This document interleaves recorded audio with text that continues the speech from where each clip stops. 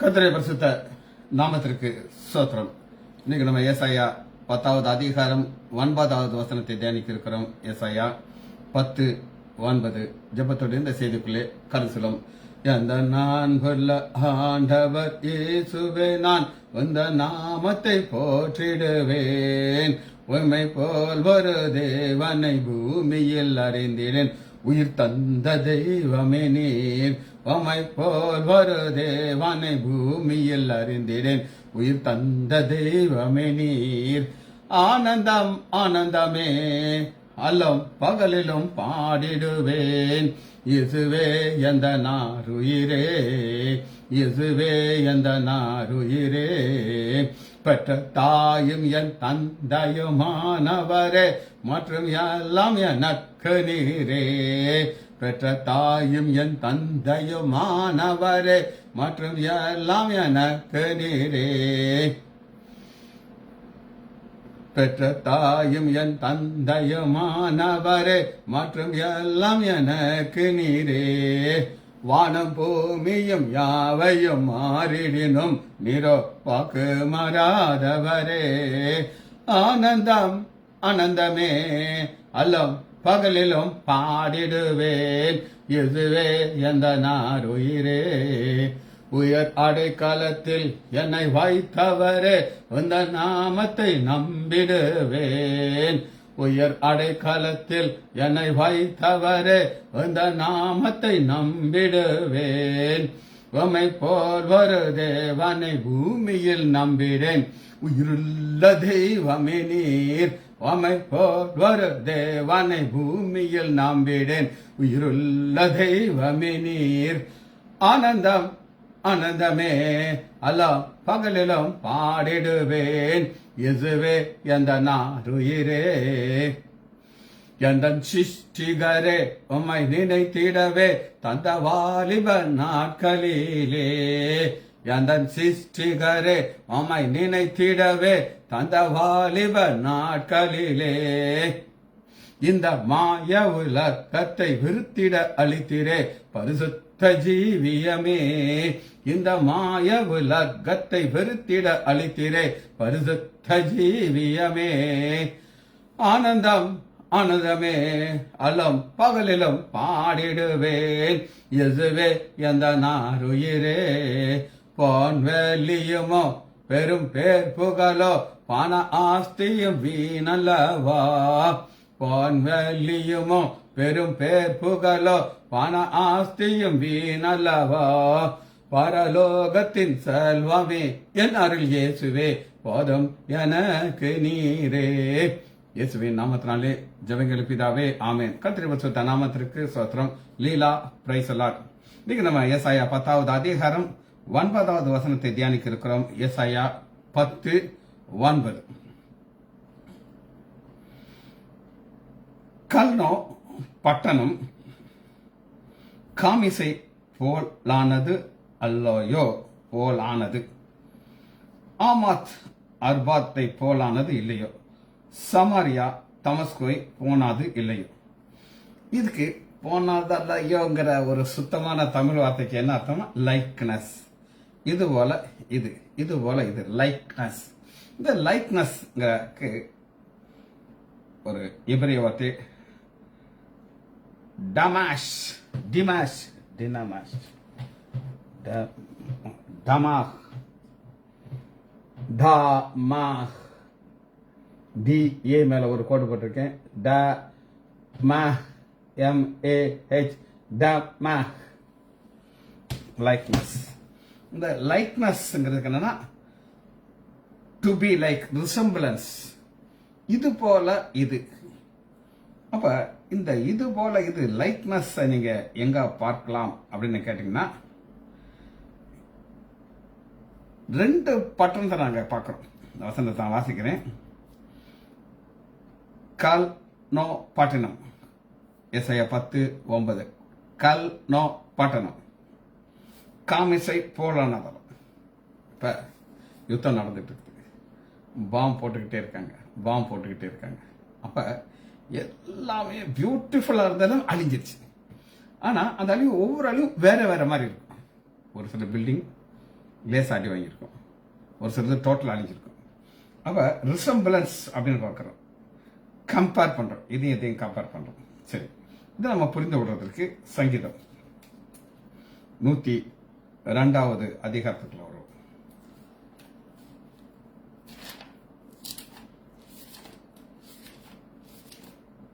சங்கீதம் 102:6.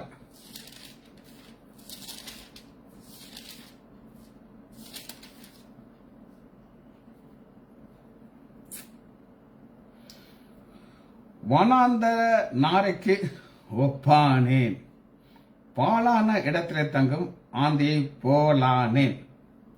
தாவீதுக்கு ஒரு நோய் வந்துருச்சுங்க. நோய் வந்தனால அவருடைய ஒரு ஸ்ட்ரென்த்து, அவருடைய பலன் எல்லாமே போயிடுச்சு. அவர் தன்னை எதுக்கு ஒப்பாக மாற்றுகிறார் அப்படின்னு கேட்டீங்கன்னா, முதல் வசனத்திலிருந்து வாசிப்போமா? கர்த்தாவே என் விண்ணப்பத்தை கேள், என் ஆபத்தினாலே முகத்தை மறைக்கிறது. 3வது வசனத்திலிருந்து தன்னுடைய டவுன்ஃபாலை காட்டுறார். ஒரு நார மாதிரி என்னை ஆக்கிட்டார் ஆண்டவர். பாருங்க என்ன அழகா இருக்குது அப்படின்னு கேட்டீங்கன்னா, என் நாட்கள் புகையை போல் ஒளிந்தது, என் எலும்புகளிலே ஒரு கொல்லியை போல் எரிகின்றது. எலும்புகளில கொல்லியை போல் எரிகின்றது அப்படின்னு கேட்டீங்கன்னா, போன்ல ஒரு வலி வரும். அந்த வலி ஏன் வருது அப்படின்னு கேட்டீங்கன்னா, ஒரு இன்ஃபெக்ஷன் வந்து அது தூங்க முடியாது. என் பேஷண்ட் சொல்றாங்க, சார் கொடையிற மாதிரி இருக்கு சார், காலை கொடை, அந்த மாதிரி ஒரு நோய் வந்துருச்சு. என் இருதயம் புல்லை போல வெட்டுண்டு உலர்ந்தது. புல்லை போல இருதயம், ஹார்ட் டப்பு டப்பு டப்புன்னு அடிக்குது.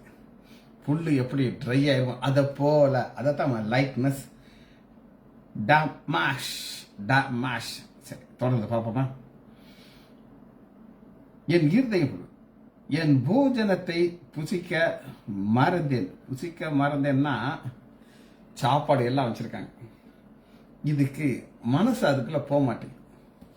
இப்போ எனக்கு என்னுடைய ஒரு பல வீக்னஸ்ல ஒரு வீக்னஸ் என்ன அப்படின்னு கேட்டீங்கன்னா, சாப்பாடு வந்த உடனே நான் திடீர்னு எனக்கு ஒரு சந்தேகம் வந்துடும், இன்னைக்கு நம்ம ஜெபம் பண்ணணுமா ஜெபம் பண்ணலையா அப்படின்ட்டு. எதுக்கு இன்னொரு ஜெபத்தை போட்டுருவோன்ட்டு இன்னொரு சின்ன ஜெபத்தை வச்சுட்டு அப்புறம் சாப்பிட ஆரம்பிச்சோம். ஏன்னா அந்த நம்முடைய இருதயம் காத்துக்கிட்டே இருக்கும், இந்த சாப்பாடு எப்போ நம்ம சாப்பிட போறோம்ட்டு. அதுக்கு வயிறு நல்லா இருக்கணும், காய்ச்சல் இருக்கக்கூடாது. சரி, அடுத்த பொசிஷன் பார்ப்போம். என் பெருமூச்சின் சத்தத்தினால் என் எலும்புகள் என் மாமிசத்தோடு ஒட்டி கொள்கிறது. டியூபர்குலோசிஸ் வந்துருச்சுங்க, அல்லது பிராங்கைட்டிஸ், லங்ஸ் இருமல், இருமி இங்க போய் ஒட்டிக்கிடுச்சு. இப்படி அழகா அந்த போல் லைக்னஸுக்கு ஒரு அதிகாரம் முழு இந்த போல் வரும். அப்புறம் தான் பார்த்தோம், வனாந்திர நாரைக்கு ஒப்பானேன். வனாந்திர நாரை என்ன செய்யும் அப்படின்னு கேட்டீங்கன்னா,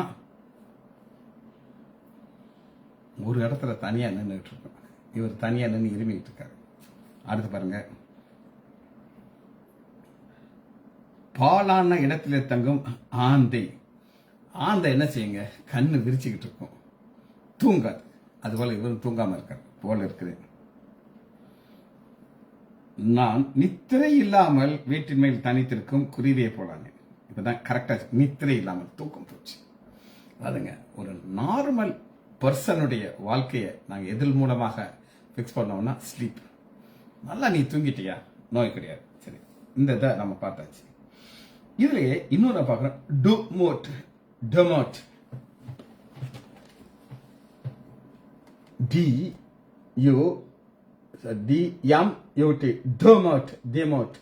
டெமோட் இந்த டிமோட்ங்கிறது likeness, shape, figure, form, patient. என்னெல்லாம் இருக்குன்னா லைக்னஸ். தேவன் தன்னுடைய சாயலில் நம்மளை உண்டு பண்ணுறார். சாயல் வாசிப்போமா? ஆதியாகமம் 1வது அதிகாரம் 20 வசனம். பின்பு தேவன் நமது சாயலாகவும் நமது ரூபத்தின்படியும் மனுஷனை உண்டாக்கும்.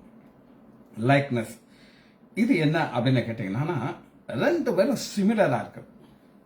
இதுக்கு நான் ஒரு விளக்கம் சொல்லி திரும்ப நான் சொல்றேன் உங்களுக்கு. இப்ப ஒரு கண்ணாடி இருக்குது. கண்ணாடியை ஏன் முன்னாடி வச்சுக்கிட்டாச்சுன்னா, என் முகம் தெரியும். இந்த கண்ணாடியை கொஞ்சம் இந்த பக்கம் திருப்பி ஒரு கேவலமான ஒரு மிருகம் இருக்குது, அந்த மிருகத்து பக்கம் டில்ட் பண்ணிட்டானா அந்த கண்ணாடி எதை காட்டும்னா என்னைய காட்டாது, அந்த மிருகத்தை காட்டும். அதை நம்ம பார்க்குறோம், லைக்னஸ். இப்போ நான் ஆண்டோடைய பிள்ளையாக வாழ்ந்துகிட்டு இருக்கிறேன். என்னை பார்க்கும்போது தேவ சாயலை பார்க்கலாம். ஆனால் பாவத்திற்குள்ள விழுந்த உடனே அந்த லைக்னஸ் மாறி பிசாசுன்ற சாயல் வந்துடும். இதைத்தான் நம்ம பார்க்குறோம் ஒரு காரியம். அடுத்து பாருங்க என்ன பார்க்குறோம் அப்படின்னா ரூபம், சாயல், ரூபம். இந்த ரூபத்திற்கு ஒரு உதாரணம் நான் சொல்றேன் உங்களுக்கு. என்னுடைய போட்டோ உங்க கையில கிடைக்குது. அந்த போட்டோவை பார்த்த உடனே நீங்க சொல்லுவீங்க இது சிஜித் டாக்டர் அப்படின்னு சொல்லுவீங்க. ஆனா அதை தொட்டு பார்த்தீங்கன்னா அதுல மூக்கு இருக்காது, இருக்கும், தொட முடியாது. காதை பார்க்கலாம் ஆனா தொட முடியாது. இதுதான் தேவனுக்கு நம்முடைய சாயல் இருக்கும், ரூபம் இருக்கும், ஆனா அதை தொட்டானா பார்க்க முடியாது. இது பேர் ஃபார்ம், ஃபிகர், ஷேப். இதை நீங்க எப்படி வசனத்துல பார்க்கலாம் அப்படின்னு கேட்டீங்கன்னா 2 ராஜாக்கள் 16வது அதிகாரம் அந்த டிமோட் காட்டுறவங்களுக்கு 16:10. அப்பொழுது ராஜாவாகிய அகாஸ் தமஸ்குவில் உள்ள அசரியாவுடைய ராஜாவாகிய தில்பிலாத்திற்கு எதிர்கொண்டு போய் தமஸ்குவில் உள்ள பலிபீடத்தில் கண்டான். தமஸ்குல ஒரு பலிபீடத்தை பார்க்கறான். அதே மாதிரி இவன் ஒன்று செய்யறான். 2 லாங்குவேஜ் நம்ம பார்த்துட்டோம். ஒன்னு டமாஷ் ஒன்னு காமிச்சேன், இது டியூமுட். சேம்.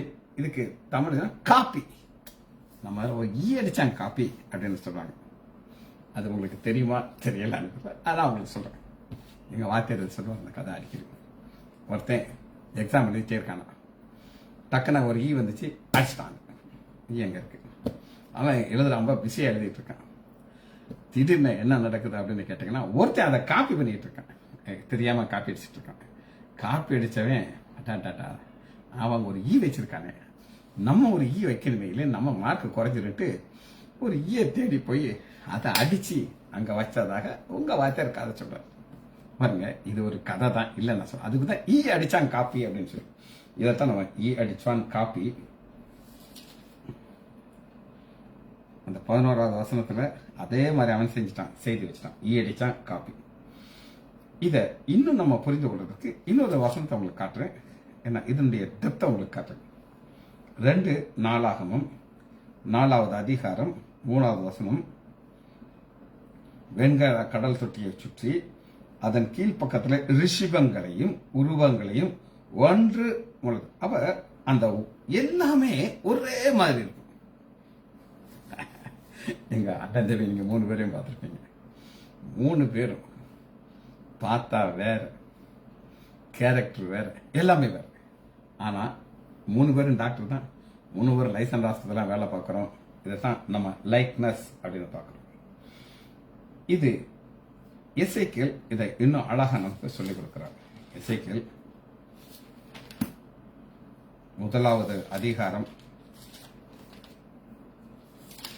10வது வசனம். எசேக்கியேல் 1:10. அவைகள் முக சாயலாவது வலது புறத்திலே 4 மனுஷன். இது எல்லாமே முக சாயல் தான், ஆனா எல்லாம் ஒன்னொன்னு வேற இருக்கு. ஒன்னு எப்படி இருக்கு அப்படின்னு நீங்க கேட்டீங்கன்னா, வலது பக்கத்தில் 4 மனுஷ சாயல், 4 மனுஷ சாயல். சிங்க முகம். இடது பக்கத்தில் உள்ளது எருது முகம். எல்லாமே முகம்தான், ஆனா மாறுது சாயல். ஈக்குவல் கிடையாது, பிரிண்ட் கிடையாது. அதிலேயே 26வது வசனம் நம்முடைய ஆண்டவராக இயேசு கிறிஸ்துவை பார்க்கலாம். மனுஷ சாயலுக்கு ஒத்த ஒரு சாயல், அதான் டியோமோட் அப்படி. மனுஷ சாயலுக்கு ஒத்த ஒரு சாயல். ஆண்டவர் ஒரு கேள்வி கேட்கிறார். என்ன கேள்வி கேட்கிறார் அப்படின்னு கேட்டீங்கன்னா, எசாயா 40வது அதிகாரம் 18வது வசனத்துல, எசாயா 40:18. இப்படி இருக்க தேவனை யாருக்கு எந்த சாயலை அவருக்கு ரூபம் கிடையாது, சாயல் கிடையாது. எதுக்கு நீங்க ஒப்பிடுவீர்கள் அப்படின்ட்டு ஒரு கேள்வியை கேட்கிறார். ஸோ திரும்ப உங்களுக்கு நான் 2 காரியத்தை உங்களுக்கு சொல்றேன். லைக்னஸ்ங்கிறத பார்க்குறோம். ஃபர்ஸ்ட் டேமேஷ் DA மேல ஒரு கோடு போட்டிருக்கிறேன், MAH டேமேஷ். அடுத்து என்ன அப்படின்னு கேட்டீங்கன்னா டியூமோட் DMUT டியூமோட். சேம் பிரிண்ட் காப்பி, அது ஒன்று. இன்னொன்று முக சாயல் இருக்கும், ஆனால் உள்ள சேஞ்சஸ் இருக்கும். ரைட், இது 2 நான் உங்களுக்கு காமிச்சாச்சு. 2வது என்ன வார்த்தைன்னா, இந்த வசனத்தை வாசிக்கிறேன். ஏசாயா 10வது அதிகாரம் 9வது வசனத்துல கல்தேயர் பட்டணம் கார்மேஷ்டை போனதல்லையோ, ஆமோத் போனதில்லை, சமாரியா. இது என்ன அர்த்தம்னா, இதுக்கு நோ லாங்கர்ங்கிற ஒரு வார்த்தை சொல்றேன். நோ லாங்கர்னா இதுவரை இப்படி இருந்துச்சு, இனி அது இப்படி இருக்க போதில்லை. அதாங்க நோ லாங்கர். இந்த நோ லாங்கர்ங்கிறதுக்கு அல்லது நோ மோர், இது வரை இருந்துச்சு. இப்போ யுத்தத்தை பார்க்குறோம், யுத்தத்தில் பாம்பு போடுறதுக்கு முன்னாடி வேற மாதிரிச்சு, இனி நோ லாங்கர், இனி அது போல இருக்க போறதில்லை. இதுக்கு ஒரு இது கிரேக்க வார்த்தை ஓகேட்டிங்கிற ஒரு வார்த்தை உங்களுக்கு காட்டுறேன். 2 காரியங்கள். ஓகேடி OUKETI ஓகேடி. இன்னொரு வார்த்தை இருக்கு, பி போட்டுக்கு மிகேடி. ஓகேடி மிகேடி, ME மேல ஒரு கோடு போட்டிருக்கேன், KETI மெகேடி. 2 என்ன வித்தியாசம் நம்ம பார்ப்போம். நோ மோர், இதுக்கு என்னன்னா நெகட்டிவ். இவ்வளவு நாள் இருந்துச்சு, இனி கிடையாது, இது நெகட்டிவ் வேர்ட். சரி, இதை நம்ம புரிந்து கொள்றதுக்கு ஆண்டவராக இயேசு கிறிஸ்து நோ மோர்ங்கிறத எப்படி விளக்குறாரு அப்படின்னு கேட்டீங்கன்னா, மத்தேயு 19வது அதிகாரம் 6 19:6 இப்படி இருக்கிறபடினாலே அவள் இருவராயிராமல் ஒரு மாமிசமாய் இருக்கிறார்கள். ஒரு மாமிசமா இருக்கிறார்கள் அப்படின்னா என்ன அர்த்தம்னா, திருமணத்துக்கு முன்னாடி கணவனும் மனைவியும் வேற வேற. ஆனா என்னைக்கு கல்யாணம் ஆச்சுன்னா ஒரே மாமிசாருங்க. இனிமேல பழசாக முடியாது. இல்ல அது டைவர்ஸ்ல வருது, நம்ம அது தேவையில்லை. இப்ப கணவனுக்கும் மனைவிக்கும் உள்ள ஒரு உறவு, கரெக்ட் உறவு தான் நான் பேசுறேன். எல்லாத்தையும் ஷேர் பண்ணுவாங்க. என்னுடைய பிரச்சனைகள், எனக்கு பலவீனங்கள் எல்லாத்தையும் சொல்லுவாங்க. எனக்கு ஆசை, எனக்கு இப்படி இருக்குன்னு. இதை திருமணத்துக்கு முன்னாடி அந்த பெண்ணிட்டு நம்ம சொல்லவே முடியாது. அதனால்தான் நம்ம பார்க்குறோம் ஓகேடி. இதுக்கு புரிந்து கொள்றதுக்கு இன்னொரு வசனத்தை உங்களுக்கு நான் காட்டுறேன். எடுத்துக்கொள்ளுமா, யோவான் 4வது அதிகாரம் 4:42 ஒரு சமாரியா ஸ்திரீ வந்து சொல்றா, ஆண்டவராக இயேசு கிறிஸ்து. சரி, அந்த மக்கள்கிட்ட சொல்றாங்க.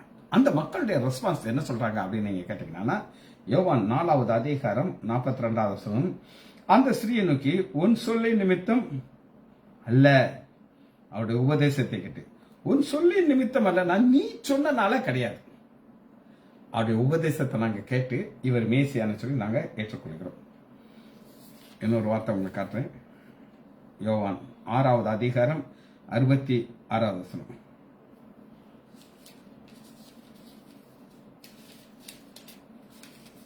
யோவான் 6:6. அது முதல் அவருடைய சீஷர்கள் அநேகர் அவரோடு கூட நடவாமல் பின்வாங்கி போனார். நோ மோர், இதுவரை கிடையாது. இது என்ன அப்படின்னு நீங்க கேட்டீங்கன்னா, இது 666. இது அந்தி கிறிஸ்துடைய நம்பர் 666. ஈஸியா ஞாபகம் வச்சுக்கலாம். 6வது அதிகாரம் யோவான் 66வது வசனம். பின்வாங்கி போனார். அதுவரை ஒன்னா நடந்தாங்க, இப்ப பின்வாங்கி போனாங்க. சரி, இது நான் உங்களுக்கு ஓகேடிங்கிற காமிச்சு. அடுத்து பாருங்க, மிகேடி, ME மேல ஒரு கோடு ETI. இப்ப இது என்ன அர்த்தம்னா, இது ரிவர்ஸ் ஆகக்கூடிய ஒரு காரியம். இப்ப நான் சொன்ன ஓகேடி, அதாவது திருமணம் ஆயிடுச்சு, 2 பேரும் ஒரே மாமிசம் ஆயிடுச்சு, அவங்க செப்பரேட் ஆக முடியுமா? முடியாதா? முடியும். அவங்க நான் இல்லை, நீ போ, நான் போறேன் அப்படின்ட்டு போயிருக்கலாம். இப்போ ரொம்ப காமனா நடக்குது. அப்புறம் அவங்க ஒரே மாமிசமா இருக்க மாட்டாங்க, பிரிஞ்சிருவாங்க. இந்த சீஷர்கள் நடக்கிறாங்க, திரும்ப நடக்க முடியும். ஆனா இப்ப நம்ம மிகேடிங்கிறது என்னன்னா, ஃபார் ஆல், இனி அது திரும்ப ரிவர்ஸ் ஆக முடியாது. இதை நீங்கள் எங்கே புரிஞ்சுக்கலாம் அப்படின்னு கேட்டீங்க, மத்தேயு 21வது அதிகாரம் 21:19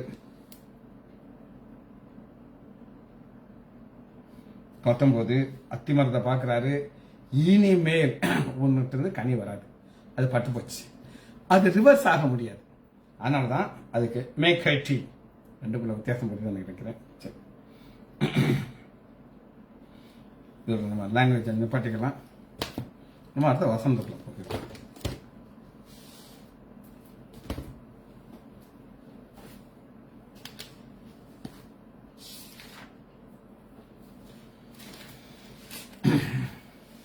இப்ப இந்த பட்டணம் எங்க இருக்குது அப்படின்னு நம்ம ஸ்டடி பண்ண போறோம். கல்னோ பட்டணம். இந்த கல்னோ பட்டணத்தை குறித்து வேதத்துல நீங்க தேடி பார்த்தீங்கன்னா எங்க இருக்கு அப்படின்னு கேட்டீங்கன்னா எடுத்துக்கலாமா? ஆமோஸ் பக்கம் 1068 6வது அதிகாரம் முதல் வசனத்துல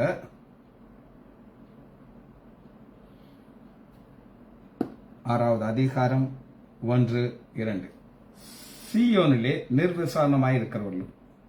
சீயோன்கிறது ஆண்டவர் விரும்புகிற இடம். சொல்றாரு, இதை நான் தெரிந்து கொண்டேன், இங்க நான் என்றைக்கும் வாசமா இருப்பேங்கிறாங்க.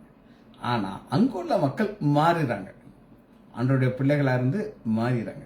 மாறி நிர்வசமா இருக்கலும், சமாரியா பர்வதத்தை நம்பிக்கொண்டிருக்கலும், ஜாதிகளின் தலைமை எனப்படுகிற இஸ்ரேல் வம்சத்தார் தேடுகிற உங்களுக்கு ஐயோ அப்படின்னு சொல்லிட்டு இந்த பட்டணத்தை ஆவியானவர் இங்க எழுதி வச்சிருக்கிறார். நீங்கள் கல்தேனோ மட்டும் சென்று அவ்விடத்திலே ஆமாத் என்னும் பெரிய பட்டணத்திற்கு போய் பெலிஸ்தீருடைய காத்து பட்டணங்களுக்கு இறங்கி இவைகளின் ராஜாக்களை பார்க்கும் நல்லவைகள் என்றும் அவள் எல்லைகள் உங்கள் எல்லைகளை பார்க்கும் விசாரணை பாருங்க. ஆண்டவர் இந்த பட்டணத்துல போய் பாருங்க. இப்ப இன்னைக்கு அநேகருடைய டைம் பாஸ் என்ன அப்படின்னா ஃபாரின் போய் பார்க்கறது. இது ஆண்டவர் செக் பண்ணி பார்க்க சொல்றாரு. அங்க போய் பார்த்தா தான் தெரியும். எனக்கு இந்த ஃபாரின் மோகமே கிடையாது. என்னுடைய அண்ணன் வந்து ஒரு பல கண்ட்ரி போயிருக்கார். எகிப்துக்கு போனார் பிரமிட் பார்க்கறது. அவர் வெயில்ல நின்று அந்த எகிப்து பிரமிடெல்லாம் போய் பார்த்து எனக்கு போட்டோ, நான் சொன்னேன், பாரு எனக்கு என்ன கொண்டு வரையோ அந்த சும்மா அந்த கண்டால எனக்கு தேவையில்லை, ஆனால் எனக்கு பிக்சர்ஸ் வேணும் அப்படின்ட்டு. அப்போல்லாம் அந்த யூடியூப் இவ்வளோ ஃபேமஸ் கிடையாது. அவரும் வெயில் நின்று எடுத்து கொண்டு வந்து எனக்கு போட்டார். நான் என்ன செய்வேன், ஏசி போட்டு அந்த கம்ப்யூட்டரில் ஒவ்வொரு இதாக பார்த்தேன். கடைசியில் அவர் எனக்கு கொஞ்சம் சிடி வாங்கிட்டு வந்து கொடுத்தாரு. எங்கே பாரு சூப்பராக உள்ள போயெல்லாம் எடுத்துருக்காங்கன்னு சொல்லி எனக்கு கொடுத்தாரு. எதுக்காக சொல்கிறேன்னா, நம்ம போய் பார்த்தா தான் அதில் இருக்கிற பிரச்சனை நமக்கு தெரியும். சரி, 2வது பட்டணம் கார்மிஸ் பட்டணம். இது 18வது. இந்த கார்மேஸ் பட்டணத்துல இதுவரை யுத்தம் பண்ண வருகிறார்கள்.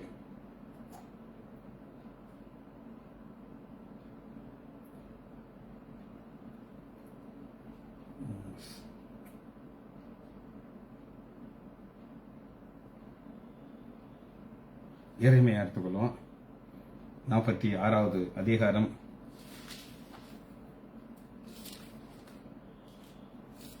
46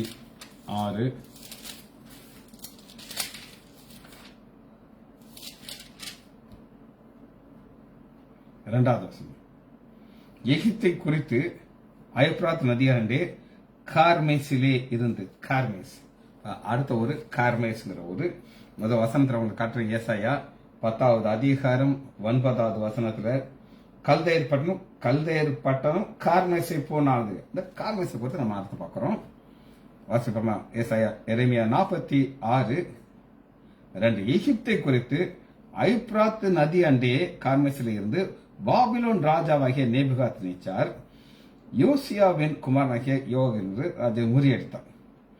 இப்ப இங்க ஒரு ராஜா எப்படி வந்து முறியடித்தான்ங்கிறத பார்க்கிறோம். அந்த முறி அடித்த ராஜா அங்க எப்படிலாம் இருந்தாங்கன்னா எல்லாத்தையும் தடுத்து கொண்டு வர்றாங்க.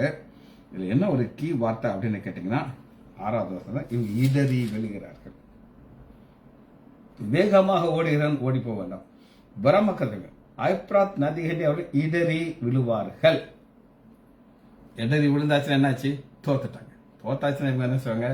அந்த கார்மைட் பட்டணத்தை ஃபுல்லா அழிச்சிருவாங்க. எப்பவுமே அதாங்க, ஒரு யோசுவாலாம் வாசி பார்த்தீங்கன்னா அவங்க ஜெயிச்சிருவாங்க.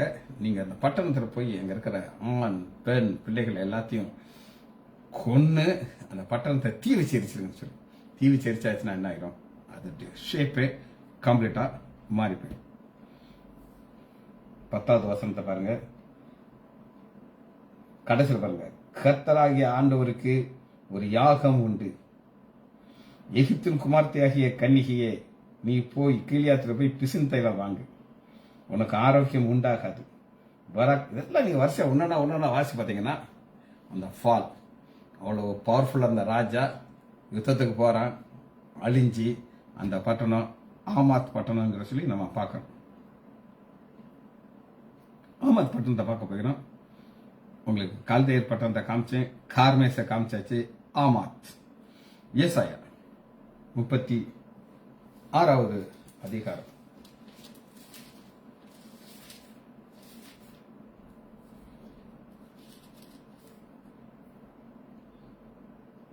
முப்பத்தி 19. ஆமாத் பட்டணங்களின் தேவர்கள் எங்கே? தேவர்கள் எங்கே? அப்ப இந்த ராஜா என்ன செஞ்சிருக்கா? ஜெயிச்சிருக்க. அந்த ஊர் மக்கள் என்ன நம்புறாங்கன்னா, எங்க கடவுள் எங்க ஆமாத் பட்டணத்தை எங்களை காப்பாற்றுவார். ஆனா என்ன நடந்துச்சு அப்படின்னு கேட்டீங்கன்னா, அவங்களால அதை பாதுகாக்க முடியல. கடைசியில அழிஞ்சு போச்சு.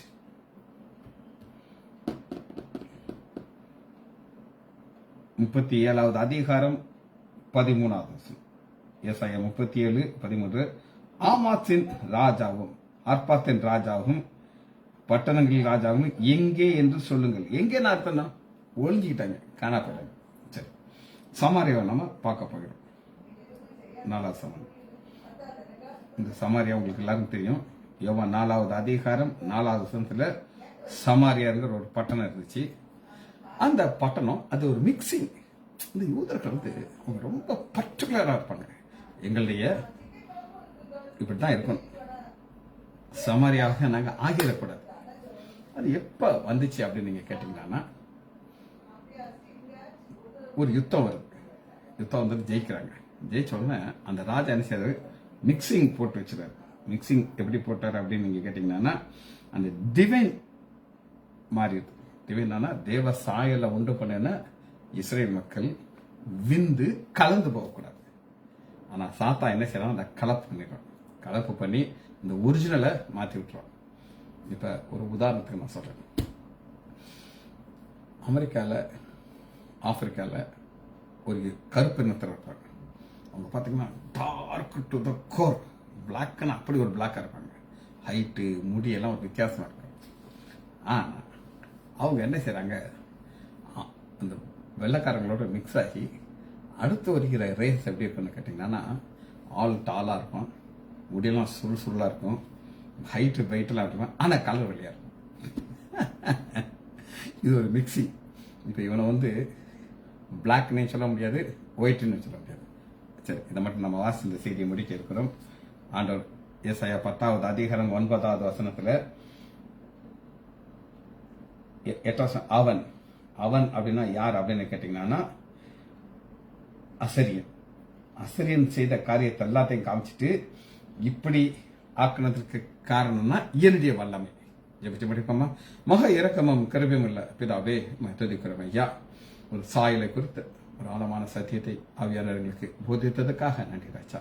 பிள்ளைகள் ஒவ்வொருவரையும் என் ஆண்டவராகிய இயேசு கிறிஸ்துவின் நாமத்தினாலே ஆசீர்வதிக்கிறேன். இயேசுவின் நாமத்தினால் ஜெபங்கள் பிதாவே. ஆமீன், ஆமீன், ஆமீன்.